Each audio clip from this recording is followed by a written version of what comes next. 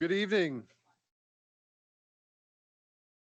I'd like to call this meeting to order, starting by acknowledging that this meeting is held on the traditional territory of the Sycamore First Nation and reflecting on what a privilege it is to live and to recreate in that area and do business. And hopefully everybody got a chance to get out this weekend and enjoy a little bit of time in nature.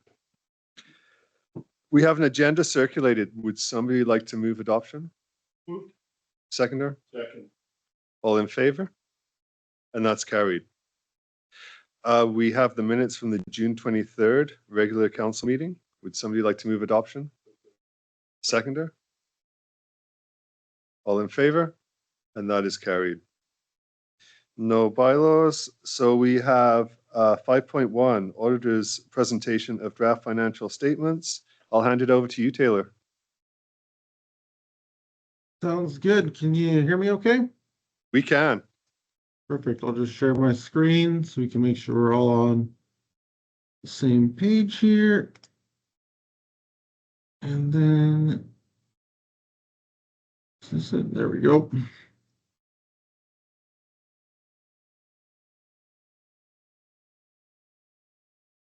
And can everyone see that okay? Okay, so yeah, my name is Taylor Turkington from Bestwick, Hildebrandt, London, Prince George. Working on the year-end or audited financial statements for the District of Vanderhoof as at December 31st, 2024. Just want to say thanks to Margaret and staff for all their help who made it go quite well this year. We'll start here on page 2. This is the management's responsibility for the financial statements. So this just states the fact that while we do help to prepare the financial statements, they are the responsibility of management and council. And this is just sort of stating that once the final statements are approved, that they are your responsibility. Next, we have the independent auditor's report. So this is essentially what we are engaged to do. This is where we give our opinion on the financial statements. So in our opinion, the accompanying financial statements present fairly in all material respects the financial position of the District of Vanderhoof as at December 31st, 2024. And so all that means is that it was a clean audit report. We had no real adjustments and everything was recorded appropriately. On the next page, we have the auditor's responsibilities for the audit of the financial statements. So this just gives an overview of what we do, what procedures we sort of take in performing our audit. So we identify and assess any risks of material misstatement, make sure we have an understanding of any relevant internal controls, make sure the accounting policies being used are appropriate, and make sure the overall presentation of the financial statements are in line with the public sector accounting standards. Then moving down to page 6, we have the statement of financial position, also known as the balance sheet. So total financial assets at the end of 2024 were $31.5 million. That's up from the $26.2 million in 2023. That's due to this about $9 million increase in cash and cash equivalents at the end of 2024. And that's just due to some deferred revenue that was received, the sale of these portfolio investments, and just the net income for the year. Total liabilities increased to just over $15 million, up from the $10.6 million in 2023. The increase is mostly due to these amounts in unearned revenues, up to $2.2 million, and the unearned grants for $8.7 million. And that's just because there was more deferred revenue that was received, that was incurred in 2024. So there was bunch of new grants like for the pump track and that sort of thing. And then for the unearned grants, 8.7, that includes the new Northwest BC regional funding that was received during the year. All that together results in net financial assets of $16.4 million. Total non-financial assets are $68.4 million, up slightly from the $67 million in 2023. And that increase is due to the about $2 million or $1.5 million in tangible capital assets. And that's just because there was capital assets that were purchased in 2024. All that together results in an accumulated surplus of $84.9 million, up from the 82.6 in 2023. And at the bottom here, we just have something that came in last year, just to accumulate what it explains what the accumulated surplus is comprised of. So for 2024, it is just the operating surplus because there is no longer any portfolio investments that have unrealized gains. Next, we have the statement of operations, also known as the income statement. So total revenues for the year were $14.2 million, up from the $13.6 million in 2023. There's some ones to note. There was an increase in the grants revenue, and that's just because more provincial and other grants were received during the year. Also, there was a increase in the taxation revenue, and that's just because 2024 had budgeted for more taxation compared to 2023. You'll note that there was no revenue from the Northern Capital and Capital Planning Fund, and that's just because no projects were completed through there. And there was the new Community Works Fund revenue, just for the grants. $461,000 of that funding was used in 2024. Total expenses for 2024 were $11.9 million, up from the $10.7 in 2023. And that has to do with the expenses in the general fund. We'll go over sort of the bigger breakdown of those later on, but the majority of the increase in expenses was due to more wages and services and supplies that were used in 2024. All that together results in an annual surplus or net income of $2.3 million, resulting in, as mentioned before, an accumulated surplus at the end of 2024 of $84.9 million. Next, on page 8, we have the statement of change in net financial assets. So this is exactly that, just gives a sort of breakdown of how the net financial asset amount changed during the year. So you can see it has the annual surplus from the prior page. There was $4.7 million in capital assets purchased during the year against $3.3 million in amortization for 2024. All that together results in a total increase in net financial assets of $900,000, resulting in, as mentioned before, $16.4 million in net financial assets at the end of 2024. Next, we have the statement of cash flows. So this just sort of gives a breakdown of where cash came from and where it was spent during the year, broken up between operating, capital, investing, and financing activities.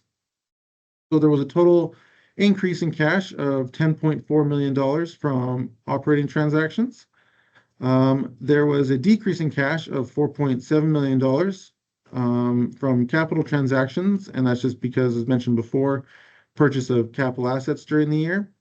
Investing activities resulted in an increase in cash of $3.3 million, and that's just because the portfolio investments were sold during the year. And there was a total repayment of long-term debt of $317,000. All that together results in a total increase in cash of $8.7 million, resulting in the $30.4 million in cash and cash equivalents, as mentioned before. Next, we have the statement of remeasurement gains and losses. We sort of touched on this already. This is just a requirement now through PSAS. So it just gives a breakdown of what makes up the accumulated surplus at the end of the year. In the prior year, 2023, there was $142,000 in unrealized gains. Those gains were realized in 2024 due to the sale of the portfolio investments. Starting on page 11, we have the notes to the financial statements. So this just sort of gives a little bit more information about some of the numbers that we just discussed, as well as different accounting policies that are used in day-to-day operations and preparing the financial statements. I will sort of just go through and touch on any that I think would be of interest to Mayor and Council. So revenue recognition in note 1, significant accounting policies. So this just talks about the different types of revenue that are incurred during the year, as well as how they're recognized in the financial statements. Cash and cash equivalents. This just talks about the fact that included in the cash and cash equivalents lines includes cash on hand, demand deposits, and short-term highly liquid investments. Next page, the employee future benefits. So this just talks about the fact that the district and its employees makes contributions to the municipal pension plan, and they accrue benefits under this plan based on this service. Tangible capital assets. So this is just giving a little bit of a breakdown and information about the different capital assets that are held by the District of Vanderhoof, broken up between land, buildings, vehicles, machinery, equipment, engineered structures, the sewer system, and the water system. And it gives a sort of breakdown of the different amortization or estimated useful lives for each of those types of assets. Next, we have financial instruments and fair values. So this just talks about the different financial assets and financial liabilities that are in the financial statements, as well as which ones are measured at cost versus fair value. Last year, this is new, last year's story, asset retirement obligation. So this just talks about the fact that there is a legal obligation associated with the retirement of tangible capital assets, and the district now has a liability on the books showing that obligation. Next, we have note 2, cash and cash equivalents. So this is just showing the fact that the cash and cash equivalents line is broken up between just general bank cash accounts and $10 million in temporary investments or GICs. Note 3, portfolio investments just shows that, again, the total portfolio investments were sold during the year. Note 4, excuse me, accounts payable and accrued liabilities. This gives a breakdown of the different types of accounts payable at the end of the year. You can see the majority is in just general trade payables.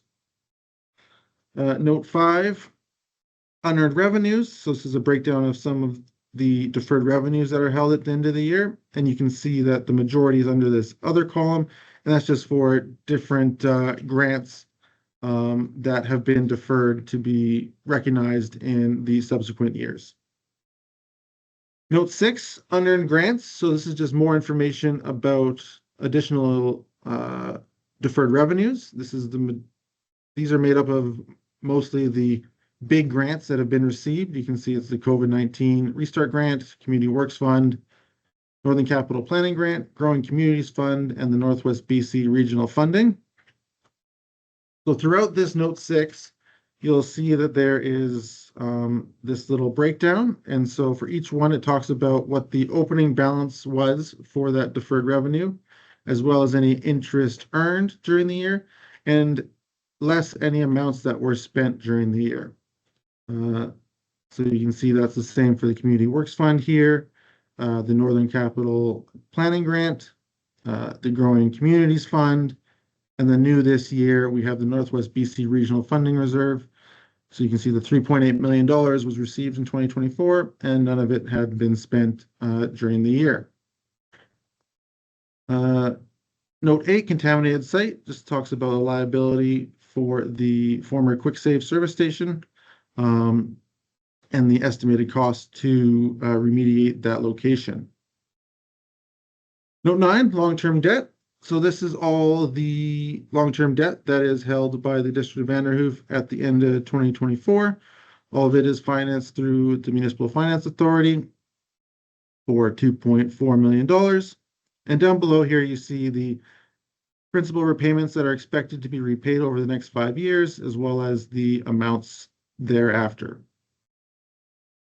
Note 10, contingent liabilities. This is just talking about the Municipal Finance Authority debt issues and how much is required for the demand notes. Also, there is the employee sick days. This just talks about the fact that what the value of the sick days is and how much has been recorded on the financial statements as an estimate. Note 11, accumulated surplus. So this is just a breakdown of what makes up the total accumulated surplus, broken up between the unrestricted surplus accounts, the different reserve accounts. I see the majority, the biggest one here is the community forest and the police cost reserves, as well as land sale and park acquisition. Note 12, municipal pension plan. So this is in all of the different municipal audit financial statements. So this just talks about how much the district had paid for employer contributions into the MPP plan for 2024. Note 13, taxation. So this is just a breakdown of the different taxation amounts that were received during the year, as well as the amounts that were transferred back to other governments, equaling the $6.5 million as shown on the face of the statements. Note 14, the budget. So this is a reconciliation or a breakdown of how the budgeted surplus per the statement of operations agrees to the balanced budget that was approved on May 13th, 2024. Note 16, accounts receivable. So this is the breakdown of the different types of accounts receivable that are held at the end of the year. You can see the majority has to do with taxes receivable and different grants receivable. Note 18, segmented information. So this just talks about the different segments that are used in the financial statements, and we'll see when we get to Schedule 4, gives a breakdown of the different revenues and expenses by those different segments. Here we have what those segments are: protective services, public works, recreation and culture, general government, environmental and public health, sewer services, and water services. New, again, as mentioned before, asset retirement obligation. This is just the total obligation or liability for regarding to any asbestos obligation and related to any assets that are held by the District of Vanderhoof. Schedule 1, so this is just a schedule of general fund expenses. So this is just showing all the different sort of expenses that were for each of the different items in the general fund. So general government, public works, protective services, public health, environmental, and recreational, and just sort of breaks it up between the different types of expenses that occur in that general fund. Next, we have the schedule of expenses by object. So this is probably what you're more used to seeing. So this is the total expenses broken up between typical expense items. So as you can see, it's amortization, remuneration, payments to societies, services and supplies, staff remuneration and benefits, and staff travel as well. Schedule 3. So this is the schedule of tangible capital assets. So this just gives a little bit more information and a breakdown about the total capital asset amounts, broken up between the different types of capital assets. It shows the total additions in each type of assets, which agrees to the $4.7 million mentioned before, as well as how much amortization was incurred in each of those types of capital assets. In the last page, we have the schedule of segmented disclosure. So this gives a breakdown, as mentioned before, of the revenues and expenses for the different segments. So it gives you sort of an idea of any annual surplus or deficit for each of the different types of segments during the year.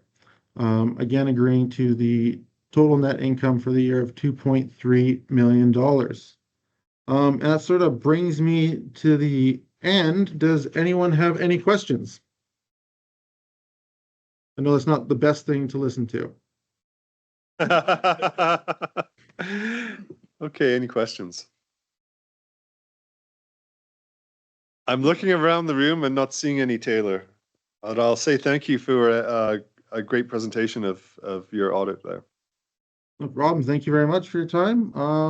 And then if anyone ends up having any questions, I'm always available to Margaret, or Margaret has my email as well. Sounds great. Thank you very much. Thank you very much. Have a great rest of your day. Will do.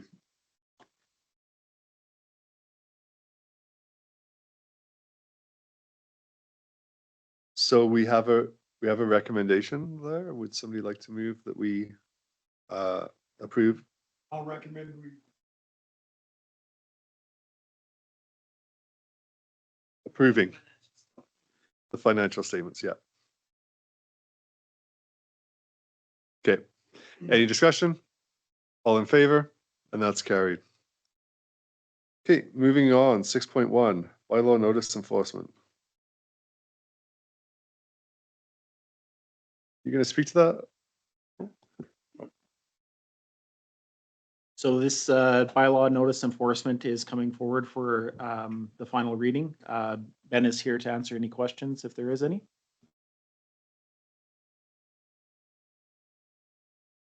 Go ahead, Councillor Franco.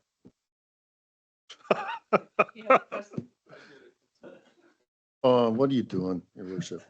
I move to adopt.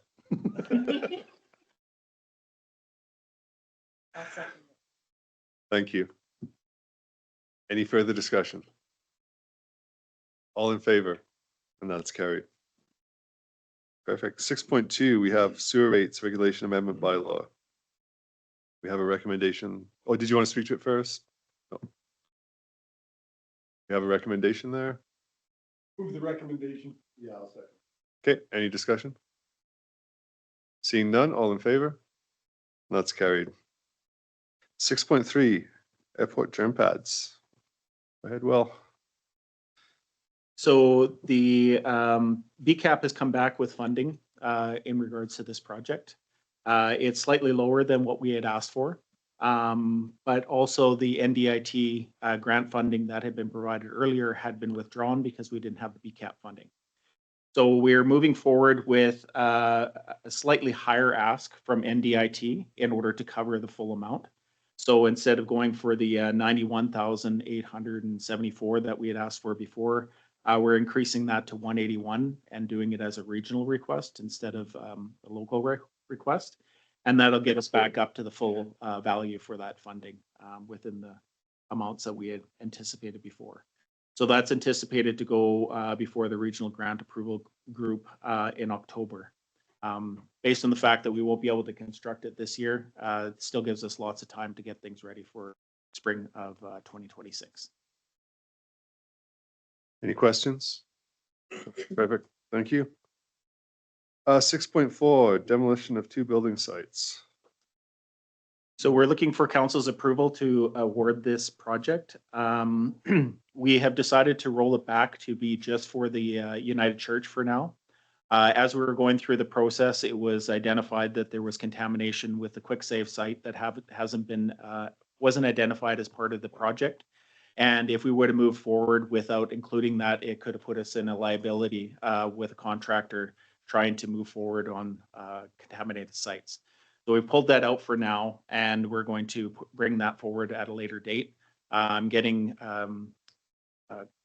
some information from a contaminated site specialist in order for us to give us an idea of what we need to do in order to remediate that site, as well as take care of the demolition. So we'll bring forward that portion at a later date. So for now, we're moving forward with the selection of Scott Contracting and Excavating in the amount of $122,814 plus GST. For one site. For one site. For one site. I know the contract went out as 2 sites, so that's what we have to award it for. But we had it broken down as 2 separate items within the contract, so we can award just based on the one. So you want the recommendation as written? That's right. I'll move that. Do we have a seconder?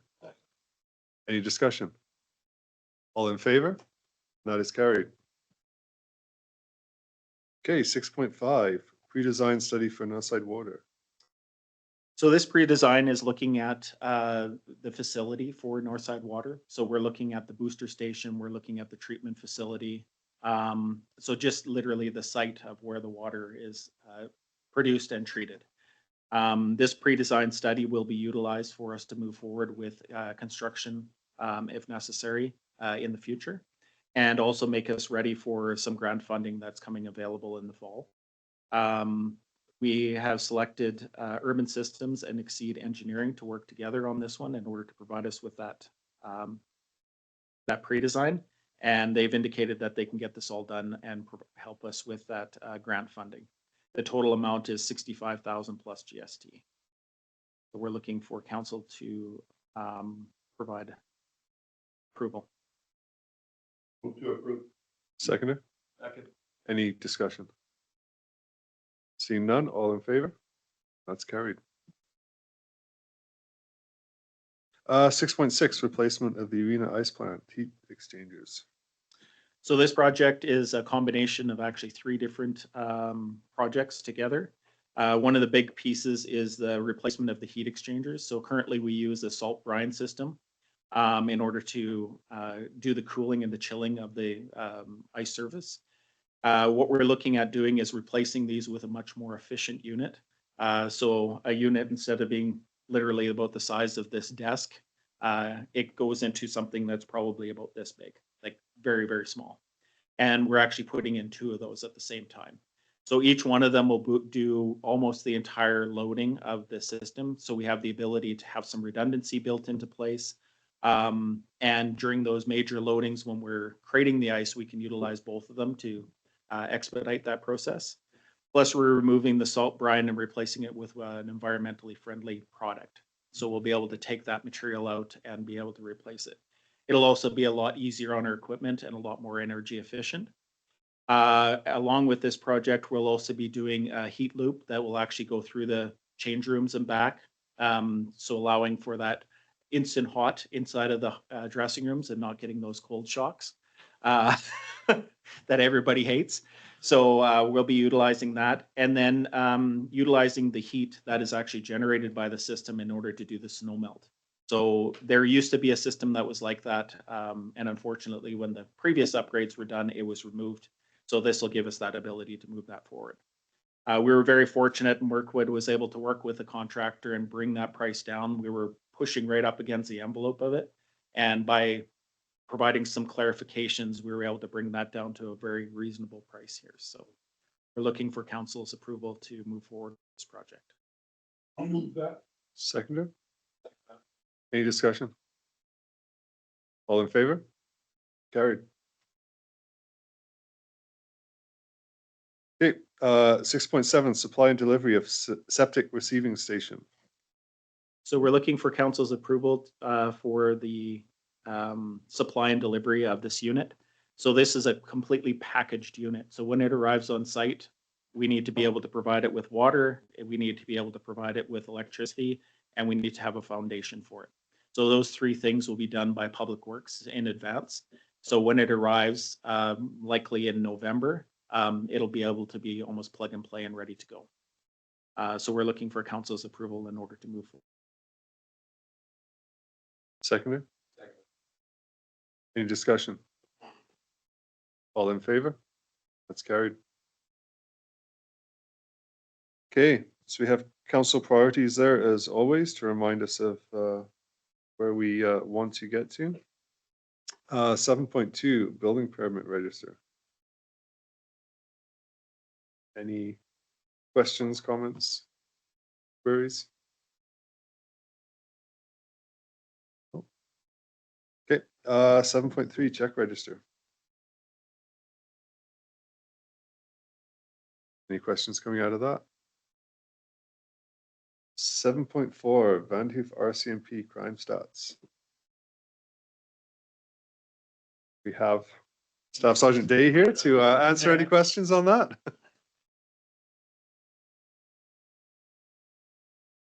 Is that when?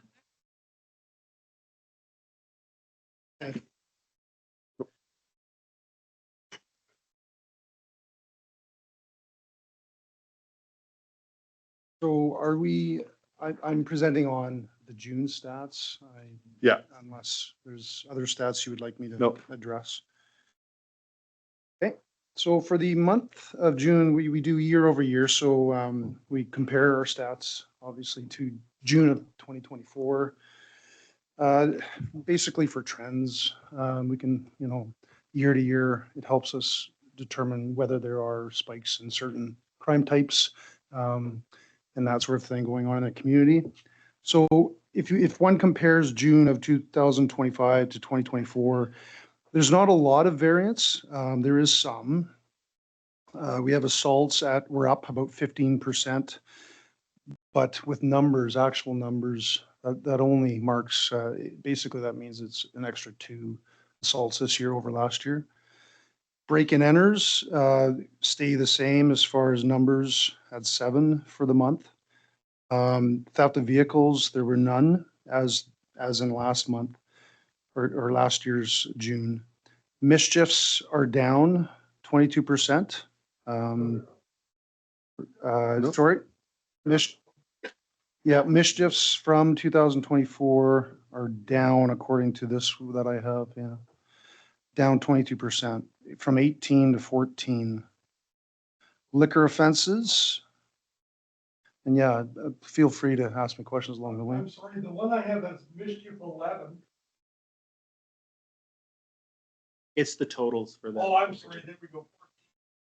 Sorry, Yeah. Thank you. Oh, that's okay. Up in Vanderhook, what do we call it? Vandalism, most of the time, is mischief.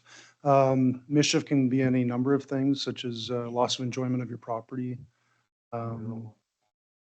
Yeah, and yeah, exactly. Yeah, graffiti, those types of things. Okay. Yeah, you bet. So yeah, the liquor offenses, we have liquor offenses as being up 13% from 31 to 35 files or incidents. Traffic accidents are up 27%, so from 11 in June of 2024 to 14 in June of 2025. Impaired, the next few, like the impaired operation of motor vehicle and IRPs being immediate roadside prohibitions, they're based on our ability often for extra enforcement and targeted enforcement. So as you can see, there is a change from last year with impaireds, not notably, but there was one this June as opposed to 0 last June. The immediate roadside prohibitions is down from 5 to 2 this month, so down 60%. Not big numbers, like I say, but still. And those numbers will spike and vary month to month, like I say, based on our ability for extra enforcement. And sometimes also whether there's motor vehicle accidents involving alcohol and or drug. The big spike or the big increase that we have is your last category there, breaches. It went from 4 in June 2024 to 13 in this June, and that's a 225% spike. It's really hard to say why, but so breaches can be any number of things. Mostly they are breach of court orders, so conditions, individuals that are breaching, not following court ordered conditions. It does, it is a cause for concern for us because obviously if that's a trend, it needs to be addressed somehow. We have noticed that when it comes to overall call volume, the first few months of the year, we were lagging behind last year's, which is a positive thing actually in our world, but not necessarily when it comes to being able to show statistics. But for the month of June into July, to where we are today, we've seen a real increase in our file load to the point where we've pretty much caught up to last year's at this time in last year. So yeah, that's the stats there for June. Any questions, anyone? So, Thanks for that. Yeah, as you say, with low numbers, it's easy for the numbers to swing percentage-wise quite wide, right? Yeah. With one or two here or there. Yeah, you betcha.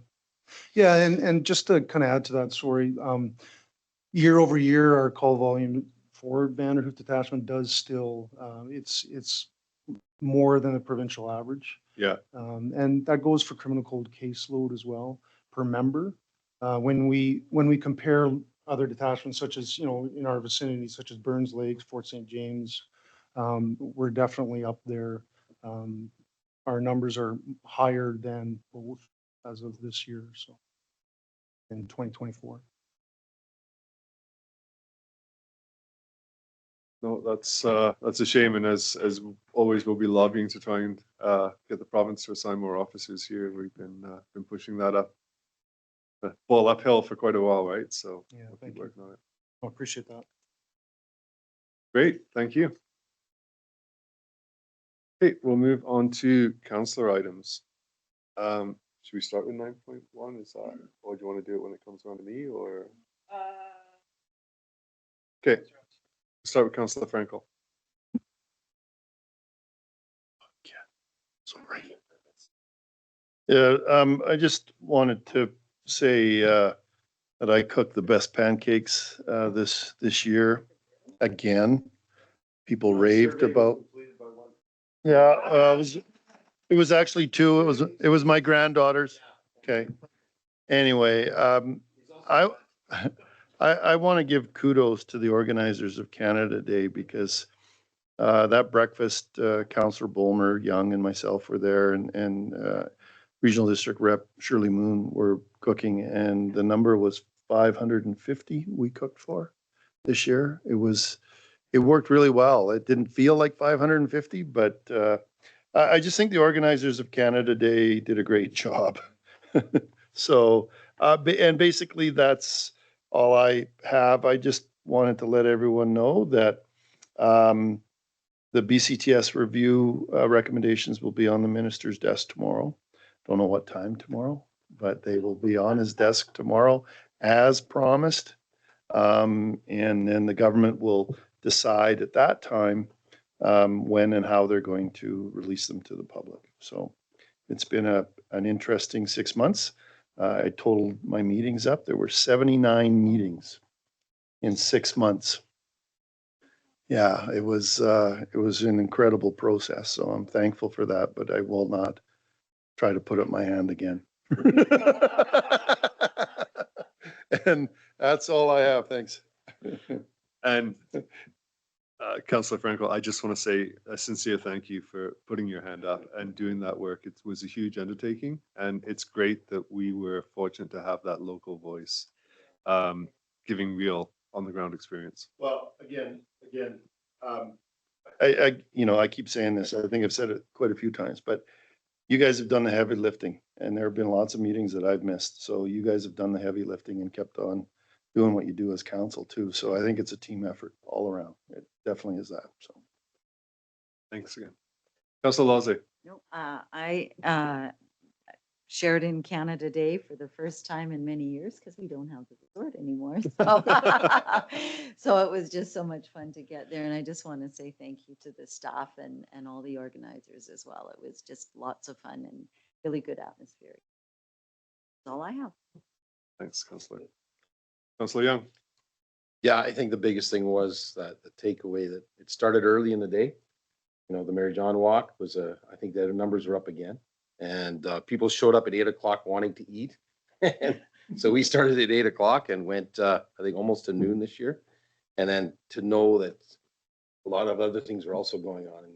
And we went home and rested for a little while and then came back down to the park here. So to have something going on all day in our community that day, as long as we could, that was big, I think. A lot of people were pretty happy about it. And the weather was amazing. So it was a really good day for all, I think. So really, it's a good reminder of what type of things we can do for next year as we look at the next item coming up at the end of Exactly. That's it for me. Councillor Van Dola. I attended the Water Engagement Initiative meeting on June 25th.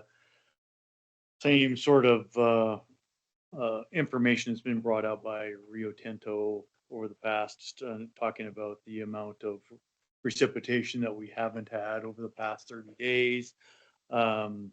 They're expecting only, like 14 millimeters or 64% decline. Reservoir elevations, consistently is at 2792. Flows are being increased now because the STMP is now in effect, and it'll be interesting to see when that starts happening. The interesting information that was brought out was the water temperatures at the different locations. At Vanderhoof, the last 24 hours as that meeting, it was 19.6 degrees. So 20 is the threshold, right? At Cheslata Falls, it was 16.7. So it was still pretty warm. So we have, some significant challenges. And so that STMPs can't happen quick enough to get, and really, we need almost near record flows out of the STMP to help mitigate that temperature. And if it doesn't, there's going to be a lot of dead fish. There's also attended the Emergency Management Climate Readiness update by our ADM Rachel Pollard, and it's just an overview of how they're conducting operations this year. And they kind of focused on the regional centers where the pre-ocs are going to be at. One of the ones that was a bit of a challenge is that really the only regional center in the Northeast is Prince George. And that Northeast region includes all the Northeast, which is Dawson Creek, Fort Nelson, Fort St. John, and all the Caribou, which is Williams Lake, Quesnel, and there's only the one center. So that's quite a number of the individuals on the call were pretty concerned with, so what happens if, and if what, does that put Prince George in a precarious situation? And then they just went over the response levels from standard response over to catastrophic events and whatnot. So, and they've got some public facing documents available on their website. One called Prepared BC. There's Emergency Info BC, and then lastly Climate Ready BC. So all those documents are on their website. So anybody has interest in reviewing those documents, they're right there and easy to access. And that's it for me. Thank you. Councilor Bowman. So the only thing I have has been covered lots, and that was July 1st. Again, my thanks to everyone who participated and put that on. It was amazing. Had a great time. Worked it in the morning, went down and enjoyed it in the afternoon. So all good. Thank you very much. Sure, and I'll give my report before we get to 9.1 rather.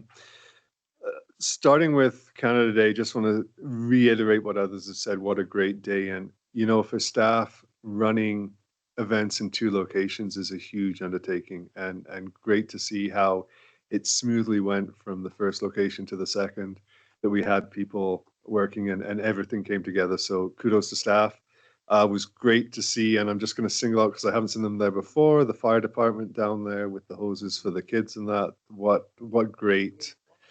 And the amount of people that came up to me and said, just what a wonderful day, was just heartwarming. So again, kudos to all our staff for making that happen. Touch a little bit on the WEI that Councillor Vandola brought up earlier. With that new flow regime that was brought out through that WEI process, man, we dodged a bullet this year that it hasn't been warmer. And really, that has to be the question to government is, was this a mistake? Because if we'd had a warmer year and the resident fish were nuked, we would be in real trouble, right? So I think that is a very legitimate question that we have to be asking down at UVCM from Walrus of what are you doing to measure this, and should we be reviewing it? Been a number of meetings at the regional districts. I just want to bring up, I can't remember if I shared out about the traffic light going in at Highway 27. That seems a little closer to happening, and there will be a speed reduction there too. Still very shy on details, but that is something coming forward. And want to just mention July 26th is Concert in the Park and the Chambers Summer Street Market. So if you're around town, be sure to take them both in, and I'm sure it'll be a wonderful day. Good, thank you. And then we'll move on to 9.1. Looking at the centennial planning for the larger summer celebration next year, we were originally going to do it kind of as a committee of the whole item. I really think we need to move that to its own separate committee. Councillor Martins has volunteered to step up and chair that committee. And I would like it to be able to be joined by all members of council, but we also have Director Moon from the regional district would like to be on there. And Don Rudland's done a number of these events in the past and would like to be involved too. So I would like to form that committee, and maybe we could have a, maybe, oh, you have a resolution. Let's see. Oh, still down there. That a centennial committee be formed to be chaired by Councillor Martins and comprising of all council members Shirley Moon and Don Rudland, and that the committee formulate the terms of reference at the inaugural meeting on July 21st, 2025. Or something to that effect. Is the date on that? July 21st? It's the 24th, Is it the 24th? Okay. Is after Ernest back, I'm pretty sure. that the date? Okay. Yeah. Fixed. Okay,